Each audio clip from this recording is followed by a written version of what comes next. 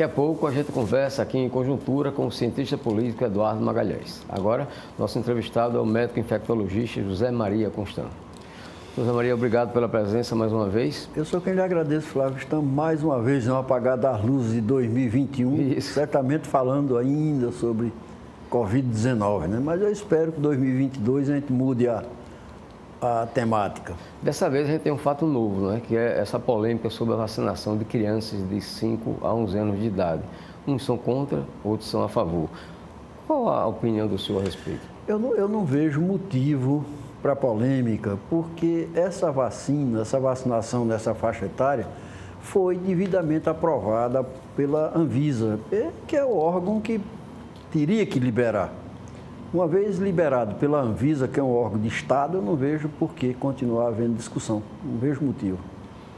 Além da Anvisa, tem a favor da vacinação a Sociedade Brasileira de Pediatria, né? E apesar disso, sim, e os secretários de saúde dos estados e municípios que resolveram que vão vacinar, independentemente da intenção do governo. Eu não vejo por que ser contra. É uma coisa até estranha. Inclusive, uma coisa que me causou muita estranheza foi o fato de o Ministério da Saúde ter pensado, instituído uma chamada consulta pública para saber. Eu acho uma coisa, eu não digo nem desnecessária, eu acho incoerente. Seria a mesma coisa se agora você resolvesse me consultar de como operar esse ambiente aqui. Eu não tenho a menor noção. Seria talvez não, com certeza, a mesma coisa fazer uma consulta pública para saber qual a quantidade de ferro que se deve aplicar numa viga para fazer um prédio. Eu não posso opinar.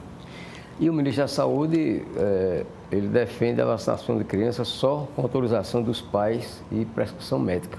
Tudo bem, eu perguntaria, se eu tivesse a oportunidade de perguntar ao ministro da Saúde, jamais eu teria, obviamente, se as demais vacinas precisam de autorização de prescrição médica. Nós falávamos agora há pouco ali, na sala de espera, sobre a antiguidade da vacinação. Já abordei aqui uma vez, certamente conversando com vocês, isso vem desde o século XIX, quando o Edward Jenner instituiu a primeira vacina.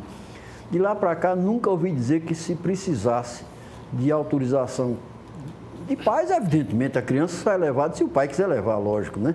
Mas a autorização formal e prescrição médica, isso é que é o estranho. Alguém pede prescrição para vacina contra tétano, contra difteria, contra paralisia infantil? Não.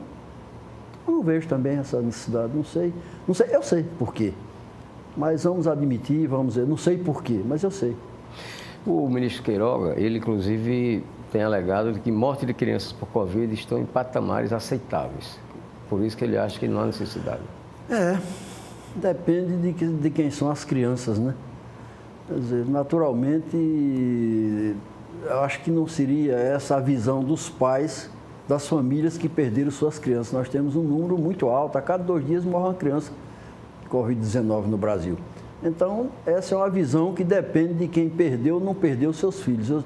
Toda vez que eu venho aqui, onde eu sempre tenho a oportunidade de falar, eu digo que uma morte já é muito. Então, uma pessoa dizer que a morte de criança é aceitável quando existe uma prática já aprovada, não só pela Agência Nacional Reguladora, como por sociedades médicas, de modo geral, que diz o seguinte, que essa vacina pode ser aplicada e vai evitar, evidentemente, mortes. Pode ter efeitos indesejáveis? Pode. Qualquer droga pode ter, qualquer medicamento pode ter esses efeitos indesejáveis e por isso a gente não deixa de utilizar. Desde uma dipirona, passando por um azacetilsalicílico, um antibiótico, todos eles têm. E ninguém deixa de usar por esse motivo, porque o benefício é muito maior do que o risco. Eu posso, se fosse, não estou interessado em fechar a questão não, mas se dependesse de dizer, vamos fechar a questão agora, eu tenho um neto que está nessa faixa etária e eu recomendei sua vacinação. José Maria, agora há pouco, no bloco anterior, nós conversávamos com o juiz do trabalho, Flávio Costa, né? E eu fiz uma pergunta a ele que vou repetir para o senhor. A sua opinião sobre a obrigatoriedade de o trabalhador ter de se vacinar, sob pena de ser demitido? Já falamos sobre isso numa entrevista anterior. Eu disse o seguinte, eu sou contra a coerção, a pegar literalmente pela orelha e levar para vacinar. Mas eu sou favorável à obrigatoriedade da vacina de um trabalhador, porque ele está num ambiente coletivo. Na medida que você se vacina, você não está só se protegendo, você está protegendo também seus companheiros, aquelas pessoas que o cercam. Eu sou favorável a que as pessoas sejam vacinadas desde que elas existem no ambiente coletivo. Eu disse, inclusive, me lembro, Flávio, que eu disse da última vez que nós conversamos sobre isso, que eu não acho justo.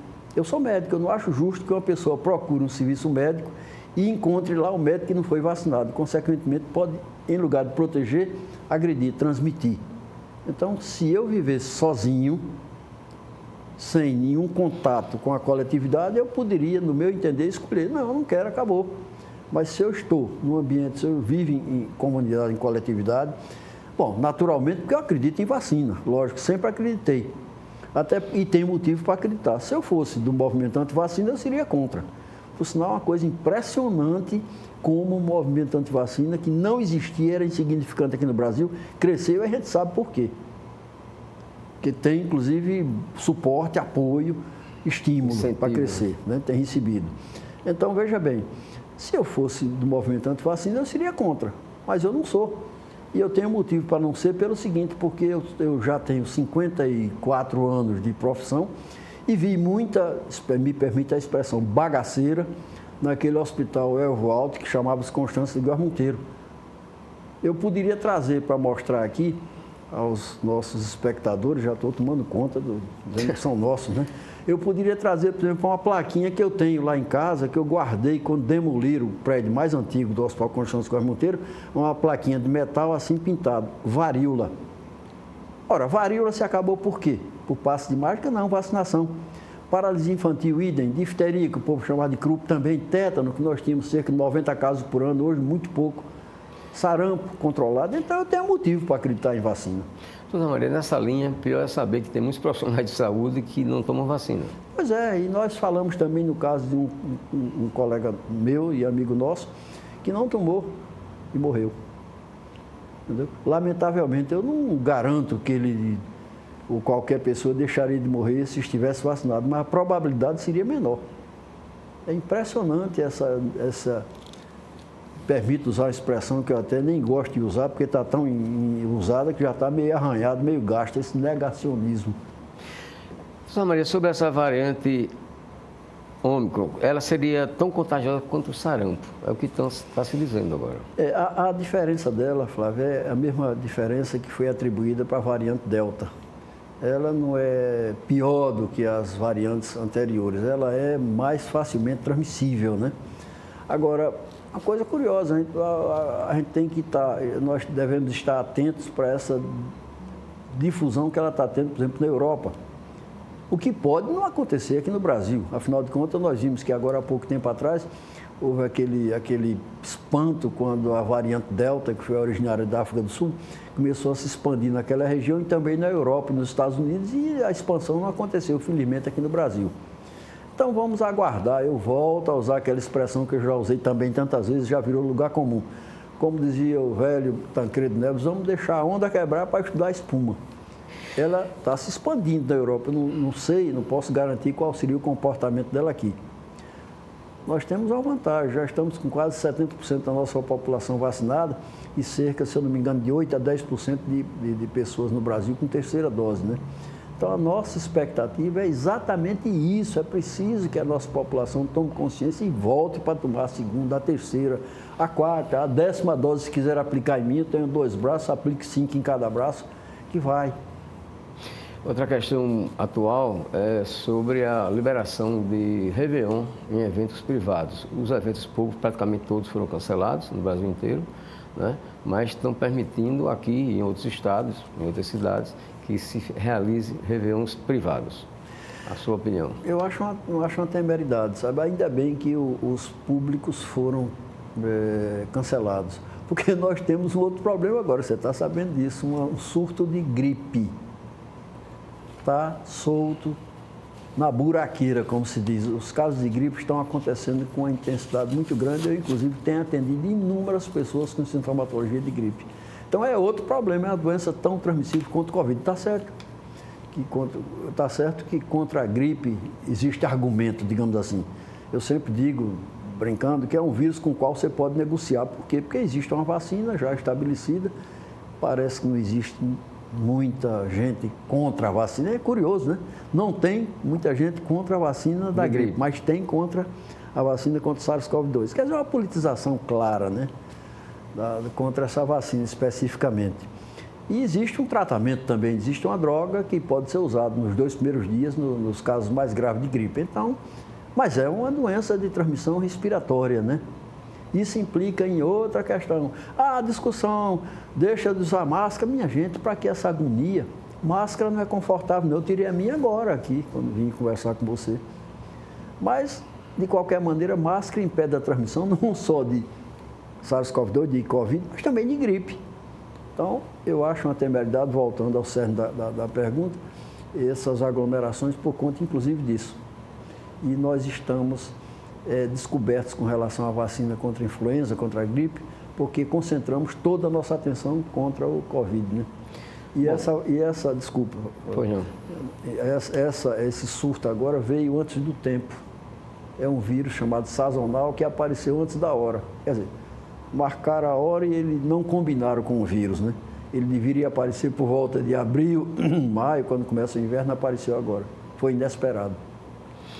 Com relação ainda aos eventos privados, a alegação de quem defende os eventos privados, a realização desses eventos, é de que os organizadores vão fiscalizar se o cidadão que vai participar tomou a vacina, se tem algum atestado de vacina, algum comprovante de vacina. A propósito, eu estou me lembrando alguns jogos que eu fui esse ano no Trapichão, né? E tem a mesma exigência, você leva a carteirinha de saúde. E o certo seria a pessoa examinar se tem a vacinação, ver o documento do cidadão, a identidade e o ingresso. Mas os porteiros, todas as vezes pelos que eu passei, só querem saber do ingresso. Ninguém olha a carteira de vacinação, ninguém pede documento, nada. Esse aqui é o problema. A mesma coisa deve acontecer nesses eventos. Certamente. E existe aquele famoso jeitinho brasileiro, né? Que eu acho que esse jeitinho brasileiro implica assim, muita criatividade. Agora há pouco estávamos conversando com o professor Eduardo, ele dizendo com a experiência que ele teve de muitos anos nos Estados Unidos, de ter viajado muito, nunca vi um povo tão criativo quanto o brasileiro. Coisa boa. Mas, no entanto, o jeitinho brasileiro escolhendo a vida nacional, permite isso. Bom, você sabe o seguinte, recentemente foi limitada a entrada, fiscalizada a entrada de pessoas que viessem da região onde está acontecendo o surto de SARS-CoV, de Covid pelo Ômicron. Eu vi uma pessoa declarar no rádio que desembarcou e ninguém olhou se ele tinha atestado de vacinação no aeroporto internacional. Imagine você num estádio de futebol, né? Num evento desse privado, se vai haver absoluta fiscalização. E outra coisa, o sujeito começa a beber, sabe o que é que acontece, né?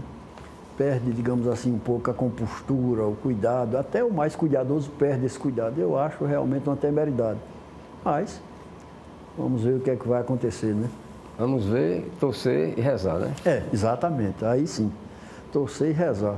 Se bem que mais do que eu rezei para o CRB subir para a Série A e não fui atendido, talvez deve ser falta de merecimento meu. Ok, nosso muito obrigado ao Dr. José Maria Constão, infectologista, que mais uma vez participa aqui da nossa conjuntura. Vamos agora ao intervalo, conversamos daqui a pouco com o professor Eduardo Magalhães. Até já.